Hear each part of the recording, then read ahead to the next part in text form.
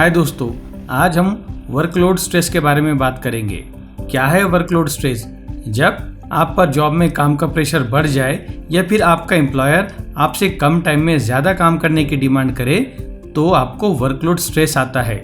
Stress कभी कभी motivator भी होता है, जैसे एग्जाम टाइम टेबल डिस्प्ले होने के बाद स्टूडेंट पढ़ाई करते हैं। एक बॉल में 6 रन की ज़रूरत हो तो बैट्समैन 6 मारता है, लेकिन स्ट्रेस हमेशा रहने लगे और ओवरऑल जॉब कल्चर ही स्ट्रेस का हो जाए तो फिर ये आपकी मेंटल और फिजिकल हेल्थ के लिए डेंजर हो सकता है।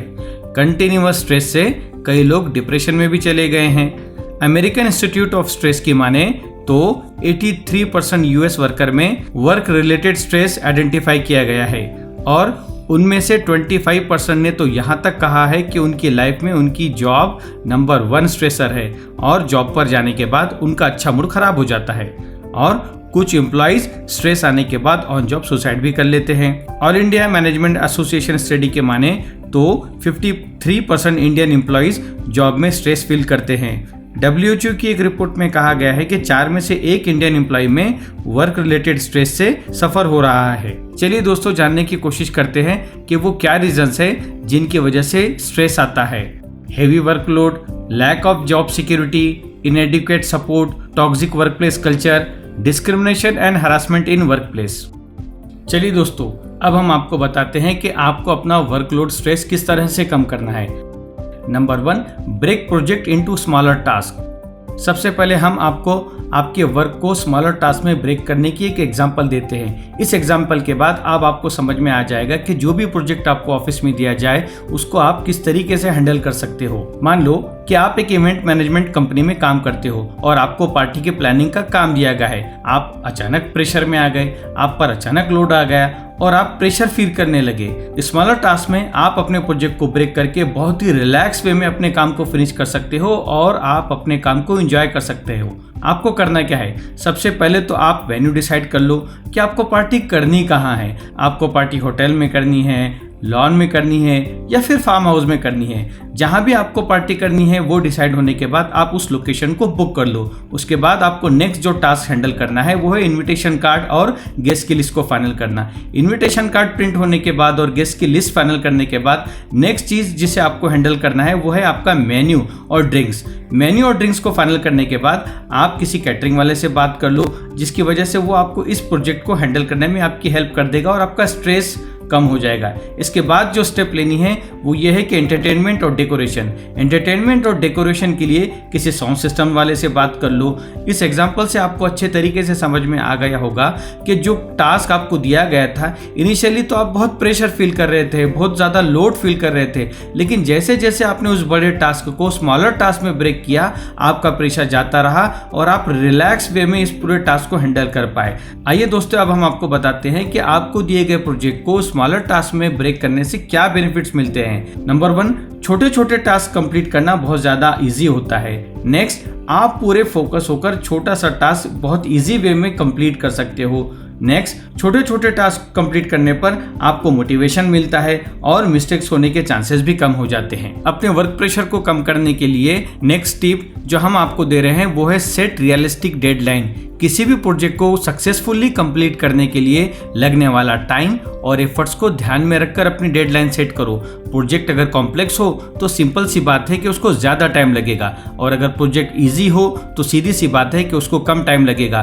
डेडलाइन सेट करने से पहले आप ये बात ज़रूर ध्यान में रखो कि आप पे प्रेजेंट वर्कलोड कितना है। इसके बाद आपको अपनी स्पीड का भी पता होना चाहिए कि आपकी स्पीड कितनी है, काम को करने का आपका पेस कितना है। इसके बाद आपको ये भी देखना है कि आपके साथ टीम इन्वॉल्व है क्या। दिया हुआ प्रोजेक्ट आप सिंगल हैंडेडली हैंडल करने वाले हो या इसके साथ आपको टीम दी गई है। इसके साथ साथ जो नेक्स्ट स्टेप आपको ध्यान में रखनी है अपनी डेडलाइन सेट करने से पहले वो ये है कि आपको कौन कौन से रिसोर्सेज अवेलेबल करवाए गए हैं। रिसोर्सेज अगर अवेलेबल है तो सीधी सी बात है कि आपका टास्क स्पीड से कंप्लीट होगा और अगर रिसोर्स की अवेलेबिलिटी नहीं है तो सबसे पहले आपको रिसोर्सेज अवेलेबल करवाने होंगे, उसके बाद टास्क के कंप्लीशन पर ध्यान देना होगा।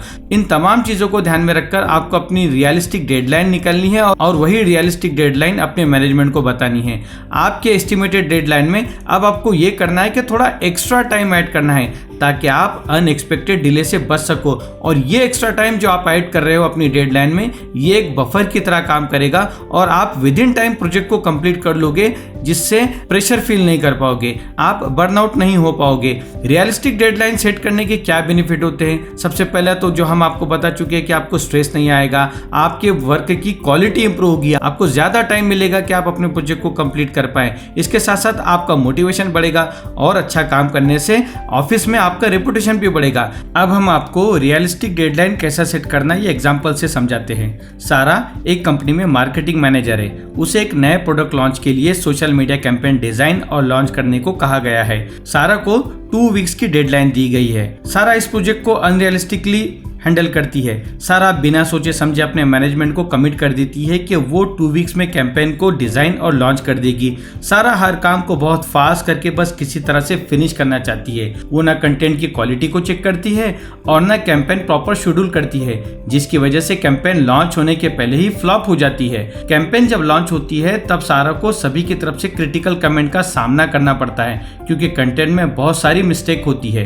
अब इसी दिए हुए प्रोजेक्ट को सारा रियलिस्टिकली किस तरीके से हैंडल कर सकती है वो अब हम आपको समझाते हैं। सारा सबसे पहले दिए गए प्रोजेक्ट को समझती है, उसके लिए एक प्रॉपर प्लानिंग और शेड्यूलिंग करती है। सारा दिए गए प्रोजेक्ट को स्मॉलर टास्क में ब्रेक करती है, जिसमें वो एक छोटी छोटी एक्टिविटी मेंशन करती है, जैसे विजुअल्स का बनाना, कंटेंट रेडी करना, सोशल मीडिया पर कब कौन सी पोस्ट शेयर करना है उसकी शेड्यूलिंग करना। वो अपने टीम मेंबर्स को उनके काम डेडलाइन के साथ असाइन कर देती है। सारा अपने मैनेजमेंट से 3 वीक्स का टाइम मांगती है, क्योंकि उसे पता होता है कि दिया हुआ प्रोजेक्ट कॉम्प्लेक्स है और हो सकता है कि काम करते टाइम कुछ ऐसी अनअवॉइडेबल सिचुएशन आ जाए जिससे काम डिले हो जाए। तो दोस्तों ये एग्जांपल थी जिससे सारा ने दिए हुए प्रोजेक्ट को रियलिस्टिकली हैंडल किया।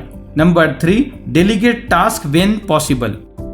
मान लो ऑफिस में अगर आप ऐसी पोजीशन पर हो जहां आप अपने टीम मेंबर्स या फिर सबऑर्डिनेट्स को वर्क असाइन कर सकते हो, तो फिर आप उन्हें काम पर लगाकर अपना वर्क स्ट्रेस काफी हद तक कम कर सकते हो। किसी भी टास्क को डेलीगेट करने से पहले जरूरी है कि आप उस टास्क को कंप्लीट करने के लिए राइट पर्सन का सिलेक्शन करो। जब आप राइट पर्सन का सिलेक्शन कर लो तो फिर उसे क्लियर कट इंस्ट्रक्शन दो और उसे हर तरह का सपोर्ट प्रोवाइड करो और उसे कंप्लीट फ्लेक्सिबिलिटी दो कि वो डिसीजन ले सके।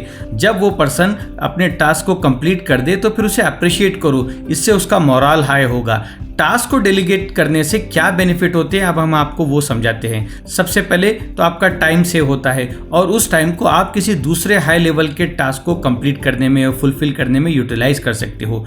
टास्क को डेलीगेट करने से आपके टीम मेंबर्स का कॉन्फिडेंस बढ़ता है, उनकी स्किल्स बढ़ती है, उनका एक्सपोजर बढ़ता है। दोस्तों कुछ ऐसे टास्क है जिन्हें आप बिल्कुल भी डेलीगेट नहीं कर सकते। अब हम आपको बताते हैं कि वो कौन से टास्क है जिन्हें आप बिल्कुल भी डेलीगेट नहीं कर सकते। ऐसे टास्क जिसमें high level decision making involve हो, ऐसे टास्क जिसमें सेंसिटिव और कॉन्फिडेंशियल इंफॉर्मेशन हैंडल करना हो, ऐसे टास्क जिसमें आपको किसी के ऊपर डिसिप्लिनरी एक्शन लेना हो, ऐसे टास्क जिसमें फाइनेंशियल मैटर इन्वॉल्व हो और आप ही को फाइनल डिसीजन लेना हो। Number 4, power break. Tight office work के बीच में पावर ब्रेक किसको पसंद नहीं। ये पावर ब्रेक 10 to 15 मिनट्स तक के हो सकता है। पावर ब्रेक हमारा स्ट्रेस रिड्यूस करता है और हमें बर्नआउट से बचाता है। पावर ब्रेक के बाद जब हम काम पर लौटते हैं तो हमारा फोकस और कंसंट्रेशन बढ़ जाता है। पावर ब्रेक के बाद हमारी प्रोडक्टिविटी अचानक इंक्रीज हो जाती है और हम हाई क्वालिटी आउटपुट देने लग जाते हैं। चलो दोस्तों अब हम आपको बताते हैं कि वो कौन से टाइप से पावर ब्रेक के जिन्हें आप ऑफिस में एंजॉय कर सकते हो। लाइट योगा करना, स्ट्रेचिंग करना, tea break, walk break, snack break, deep breathing, power nap और हो सके तो ब्रीफ चैट विद कलीग्स। दोस्तों अगर आप ऑफिस में बहुत ज्यादा वर्कलोड स्ट्रेस फील कर रहे हो तो हम आपको सजेस्ट करते हैं कि आप 1 to 2 डेज का ऑफिस ब्रेक भी ले लो। ऑफिस से ब्रेक लेने के बाद आप खुद देखोगे कि आप मेंटली और फिजिकली फ्रेश फील कर रहे होंगे और आपकी प्रोडक्टिविटी और एनर्जी भी बढ़ जाएगी। Number 5, focus on what you can control.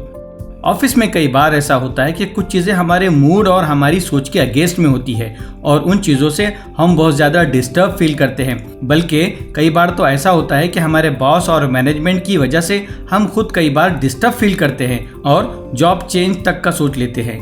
दोस्तों हम आपको सजेस्ट करेंगे कि जब भी आप वर्क प्रेशर फील करने लगो तो गिव अप करने का कभी भी मत सोचो। बल्कि उन चीजों पर फोकस करो जिन्हें आप कंट्रोल कर सकते हो। ऐसा करके आप 50% बैड सिचुएशन को अपने फेवर में कर लोगे। और प्लीज उन चीजों के बारे में सोचना और बात करना बिल्कुल भी बंद कर दो जो आपके कंट्रोल में नहीं है। ऐसी चीजों को लेकर क्यों दुख उठाना और टेंशन लेना जो आपके कंट्रोल में नहीं है। न्यू जॉब ज्वाइन करने तक आप प्लीज उन चीजों को फोकस करो जो आपके कंट्रोल में है। अब हम आपको बताते हैं कि वो कौन सी चीजें हैं जो आप कंट्रोल कर सकते हो अपने ऑफिस में, जिससे आपको प्रेशर कम आए। अपने काम को पूरी क्वालिटी और डेडिकेशन के साथ करते रहो। एक न एक दिन आपके बॉस को आपकी इंपॉर्टेंस समझ आ ही जाएगी। अपने टाइम को बहुत ही इफेक्टिवली मैनेज करो ताकि आप डेडलाइन से पहले अपने टास्क को कंप्लीट कर लो और आपको किसी भी तरह का स्ट्रेस ना आए। अपनी मेंटल हेल्थ पर फोकस करो और वर्क रिलेटेड स्ट्रेस से अपनी पर्सनल और प्रोफेशनल लाइफ इम्बैलेंस मत होने दो।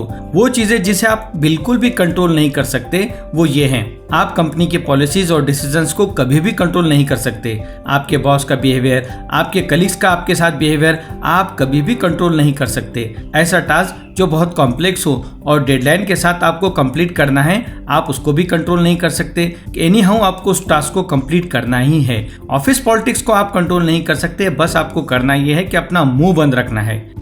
Number 6, communicate your manager about workload stress. दोस्तों, अगर आपको लगता है कि आप वर्कलोड स्ट्रेस फील कर रहे हो और ऑफिस में आप पर वर्कलोड ज्यादा है आपके कलीग से कंपेयर में, तो फिर आप अपने बॉस से इस मैटर में बात करने से बिल्कुल भी मत घबराओ। ये बात आपको अपने बॉस तक पहुंचानी ही चाहिए। अब हम आपको कुछ प्रैक्टिकल टिप्स देते हैं कि आपको अपने मैनेजर से किस तरह से बात करना है। अपने मैनेजर से ऑफिस के बिजी आवर्स में बात मत करो, बल्कि उसे इवनिंग के टाइम में बात करो जब वो थोड़ा रिलैक्स और फ्री हो। जब आप अपने प्रॉब्लम को मैनेजर के सामने पुटअप करो तो कोशिश करो कि आप उसके साथ सॉल्यूशन भी पुटअप करो। आप अपने साथ कोई टीम मेंबर ऐड करने का बोल सकते हो, या फिर ऑफिस में जिस प्रोजेक्ट पर आप काम कर रहे हो उसके लिए बेस्ट पॉसिबल कौन है ये आइडेंटिफाई करके दे सकते हो, या आप अपने प्रोजेक्ट के लिए डेडलाइन एक्सटेंड करने की भी रिक्वेस्ट कर सकते हो।